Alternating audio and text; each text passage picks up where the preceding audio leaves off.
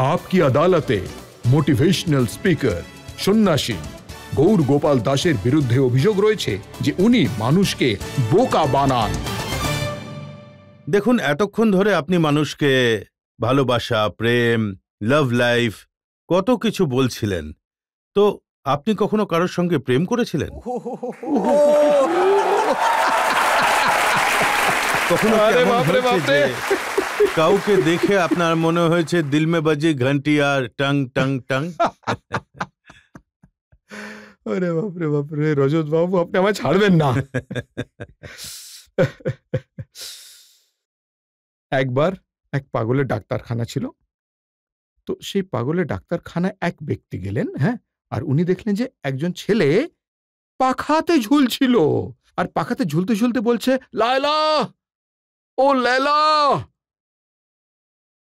তো উনি তখন ডাক্তারবাবুকে জিজ্ঞেস করলেন যে এটা কি হয়েছে, এটা কি? ডাক্তারবাবু বললেন, উনি বললেন এটা যে এ লায়লা নামের একটি মেয়ের পেছনে পড়েছিল, ওই লায়লা অন্য কারোর সঙ্গে পালিয়ে গিয়েছে, তাকে বিয়ে করে ফেলেছে, সেই থেকে এর এই অবস্থা, ঝুলছে, পাখায় ঝুলছে আর লায়লা লায়লা চাচাচ্ছে, এই তার অবস্থা হয়ে গেছে। ঠিক আছে? তো ছেলেটা আরেকটু এগোলো, আরো একটি ছেলে ছিল যে পাখাতে ঝুলে আবার চিৎকার করছিল, কি না লায়লা, ও লায়লা।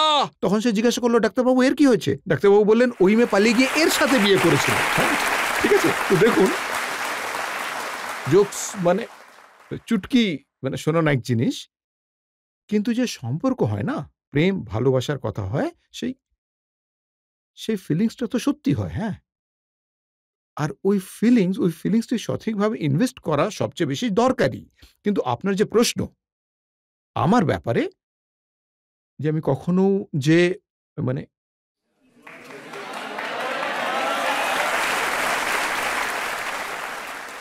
যে আমার জীবনে কখনো কোনো অনামিকা ছিল? নামই নেই অনামিকা। অনেস্টলি বলবো, আমি আমি আমি না স্কুলে খুবই একাডেমিক স্টুডেন্ট ছিলাম, লোয়ার মিডল ক্লাস ফ্যামিলি থেকে ছিলাম, লেখাপড়া করাটা খুবই দরকার ছিল, স্বপ্ন ছিল। दिल है छोटा सा छोटी सी आशा, मस्ती भरे मन की भोली सी आशा, चांद तारों को छूने की आशा, आसमानों में उड़ने की आशा। উনি জিজ্ঞেস করছেন কোথায় গেল আশা? আমার মায়ের নাম হলো আশা।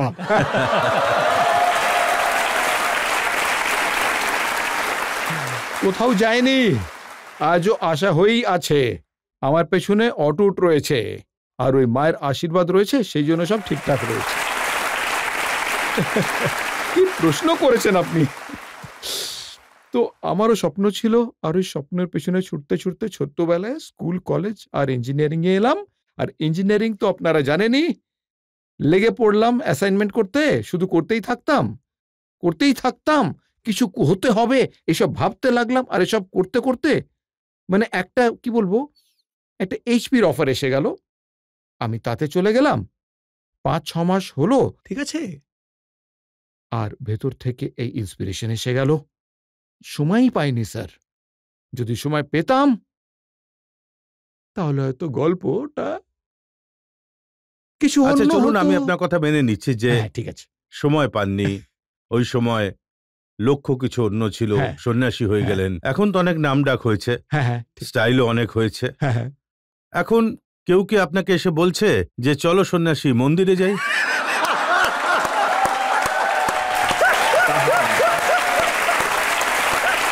এই জন্য তো আমি হাততালি দেবো রাজবাবু। কেউ তো এও বলেছে যে তেরা চিমটা মেরি চুরিয়া মিলকর সাথ বাজায়েঙ্গে। এই প্রশ্নের জন্য আমি রজতবাবুর উদ্দেশ্যে হাততালি দিচ্ছি। প্রথমে তো ছেড়ে দিলাম, আজ তো এত খ্যাতি রয়েছে, স্টাইল রয়েছে, হ্যাশট্যাগ মঙ্ক সোয়াগ রয়েছে, গ্ল্যামার রয়েছে, তাহলে কি কেউ কখনো বলেনি চলো চলো সন্ন্যাসী মন্দিরে যাই? দেখুন, আমি একটা কথা শিখেছি, কোনো মেয়ে, কোনো মহিলা বা কারুর ব্যাপারে ভাবনাটা ভুল তো নয়, ঠিক আছে, তো কোনোভাবেই সেটা ভুল নয়, একেবারেই নয়। সন্ন্যাসী হোক বা না হোক তাতে কোনো ব্যাপার নয়। ভাবনা মানে এই ভাবনাটাকে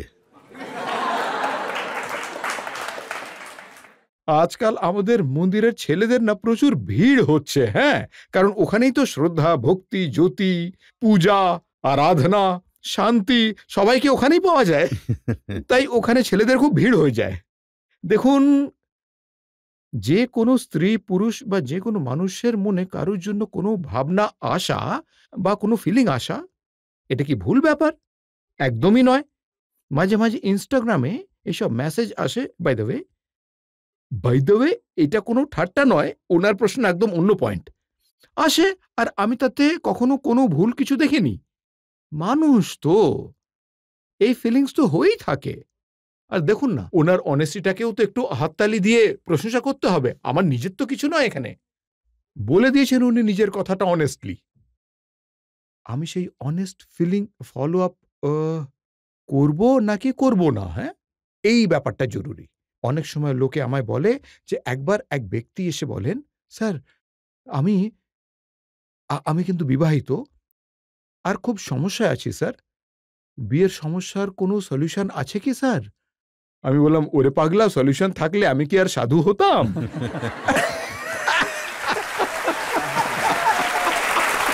sorry, on a lighter side. কেমন হাসছে দেখুন দেখুন। আমি আপনার কথা মেনে নিচ্ছি যে আপনি ভালোবাসার ফাঁদে পড়েননি। কেউ আপনাকে যদি ভালোবেসেও থাকে তাকে আপনি আমল দেননি। আমি কখনো বলিনি যে আমি কাউকে ভালোবাসিনি। আমি আমার মাকে ভালোবেসেছি, আমি আমার বাবাকে ভালোবেসেছি। আমি তো বলিনি যে আমি ভালোবাসিনি।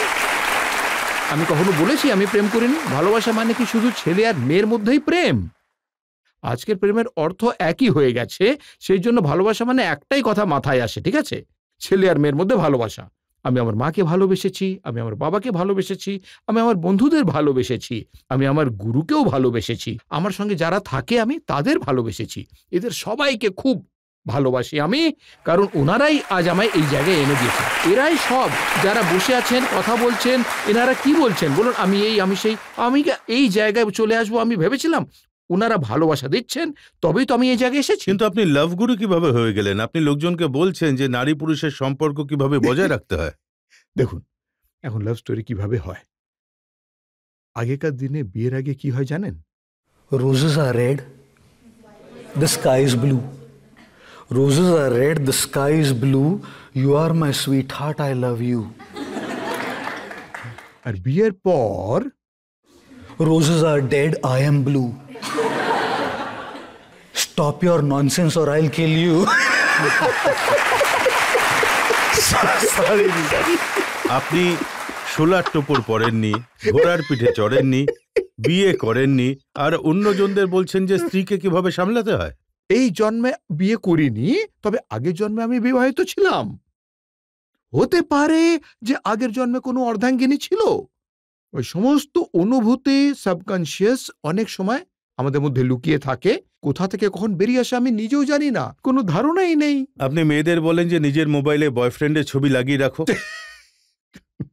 আবার বয়ফ্রেন্ডকে বলেন যে মোবাইলে নিজের গার্লফ্রেন্ডের ছবি লাগিয়ে নাও, তোমার জীবন সফল হবে।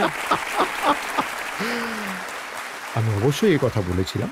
আপনাদের মধ্যে কতজনের জীবনে প্রবলেম আছে? সবারই আছে তো? আপনাদের প্রবলেমের সলিউশন চাই?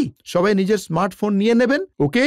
বিবাহিত হলে নিজের স্ত্রী বা স্বামীর ছবি ওয়ালপেপারে, মানে হোম স্ক্রিন আর লক স্ক্রিনের ওয়ালপেপারে লাগিয়ে রাখুন। আর রিলেশনশিপে থাকলে জিএফ বা বিএফ এর রেখে দেবেন। আর যখনই কোনো প্রবলেম আসবে তার মুখ দেখবেন এভাবে, ব্যাস। আর তারপর ভাবলেন, if I can handle this,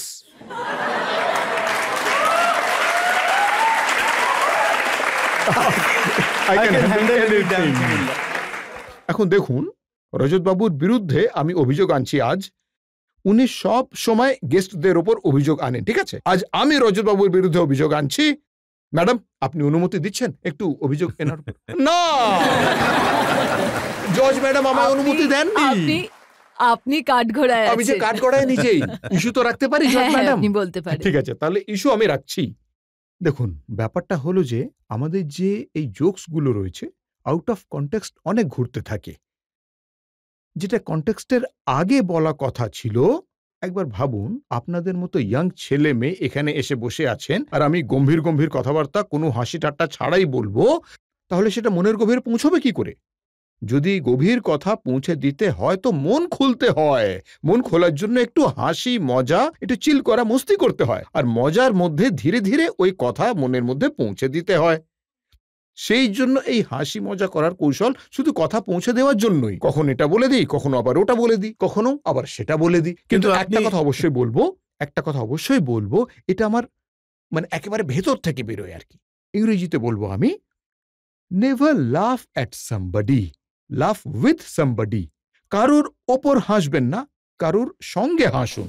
আর সেই জন্য আমি যখন হাসি ওনার সঙ্গেও হাসি, নিজেকে নিয়েও মজা করতে থাকি। খারাপ লাগে না কখনো। When I laugh at them and see married people are laughing like that, এগুলো তো শুধু জোক। যতটা আদর আমি ঘরের লোককে করি, যতটা সম্মান আমি মহিলাদের করি, যতটা সম্মান করি ওদের, মানে ওটা দেখতে পাওয়া যায়। আর একটা দুটো জোক আউট অফ কনটেক্সট হয়ে যায়, তো তাহলে এমন কোনো ব্যাপার না রজত বাবু। আমরা জনতা থেকে দু একটা প্রশ্ন নিয়ে নিই। আপনি কোনো প্রশ্ন করতে চান? হ্যাঁ, বলতে পারেন। স্যার, আপনার কাছে আমার প্রশ্ন হলো যে আপনি ফিল্ম দেখেন, আপনারও কোনো ফেভারিট হিরোইন আছে? হায় হায়,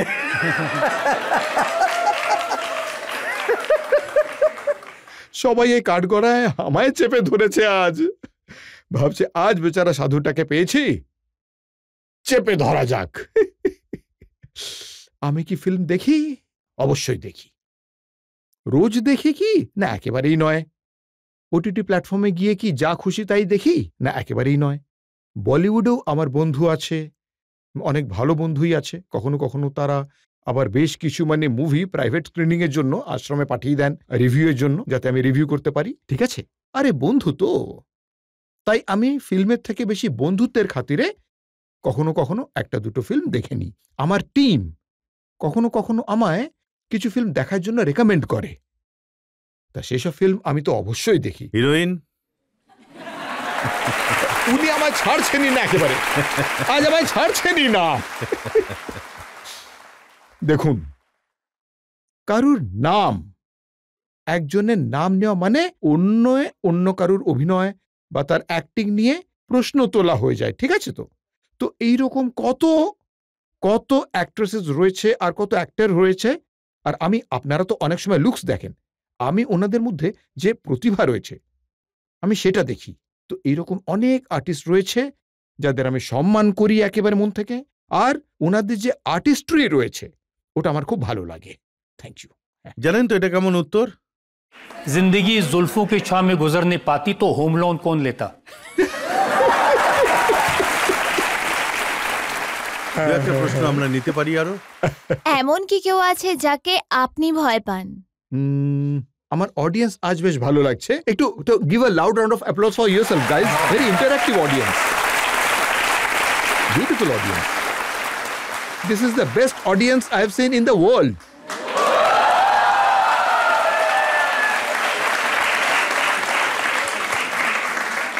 But I say that everywhere I go. Just joking. প্রশ্নের উত্তরটা দেব আমি এবার। আমারও কি কাউকে ভয় লাগে কি না? আমি না ইউএসএ গেছিলাম, আমার এক বন্ধু ছিল, তার সঙ্গেই ছিলাম। তো সে আমায় বলল যে মহারাজ স্কাই ডাইভিং করবেন? তো আমি বললাম ঠিক আছে, করা যাক। রাতে শুয়ে পড়ি, আর রাতে আমার মাথায় প্রশ্ন আসে, আরে যে 18,000 ফুট ওপর থেকে পড়বো নিচে, একেবারে 18,000 ফুট থেকে নিচে ঝাঁপ দিতে হবে, তো can I do it, can I not do it? আমি ভাবছি যদি প্যারাশুট না খোলে তো? প্যারাশুট খুললে ভালো, যদি না খোলে তাহলে ওখানেই ভৌলীলা সাঙ্গ হয়ে যাবে। তখন আমি গুগল করলাম যে how many people die every year in sky diving accident. এটা গুগল করলাম। যখন গুগল করি দেখায় যে প্রায় 1,000-1,500 লোক প্রতি বছর মারা যান, অনেকেই অ্যাক্সিডেন্টে মারা যান। তখন আবার আমার মাইন্ড আমার মন বলল যে যদি 1000-এর মধ্যে আমিও হই তাহলে, মানে 1000 হয় কিন্তু আমি যদি 1000-এর মধ্যে থাকি, তখন আমার মনে এলো যে আমার যে মানে যে সঙ্গে থাকবে পেছন থেকে স্ট্র্যাপ যারা থাকে এক্সপার্টরা, তাদের রিসার্চ করে দেখি আমি, যে মানে বেশ নাম করা একাডেমি ছিল, ওদের ব্যাপারে রিসার্চ করি। ওরা প্রায় মোটামুটি 20 বছর ধরে স্কাই ডাইভিং করাচ্ছে, একটাও অ্যাক্সিডেন্ট হয়নি। কিন্তু আমি ভাবলাম, আমি বলি একটাও অ্যাক্সিডেন্ট হয়নি, কিন্তু আমার মনে হলো আমার ক্ষেত্রে হলে তাহলে আপনারা সবাই জানেন, নিজের এক্সাম্পল দিয়ে মনের মধ্যে কনভারসেশন চলতে থাকে, তখন কাল যদি হয় তাহলে, আমি বলি কাল যদি হয় তাহলে আমি তো শেষ। তাহলে এখন আমায় ঠিক করতে হবে যে এই অ্যাক্সিডেন্টের রিস্ক নিয়ে আমায় যেতে হবে নাকি ভয় চোটে ঘরেতেই শুয়ে সুস্থ থাকতে হবে। আমি বললাম রিস্ক তো একটা তো নিতে হবেই। আমি ভাবলাম গেলাম আমি, আর আমায় একটা ফর্মে সই করতে হয় যে যদি আমার কিছু হয়ে যায় তার দায়িত্ব শুধু আমারই। তো আমি সেই সাইন করে দিই, প্লেন টেক অফ করে, উড়োজাহাজ উপরে গেল, 18,000 ফুটের দরজা খুলে গেল, আমার পেছনে ব্যক্তি আমার সঙ্গে বাঁধা ছিল, আর আমি এইভাবে নিচে তাকিয়ে জড়সড় হয়ে আছি। 18,000 ফুট থেকে নিচে দেখলে কি হয় জানেন?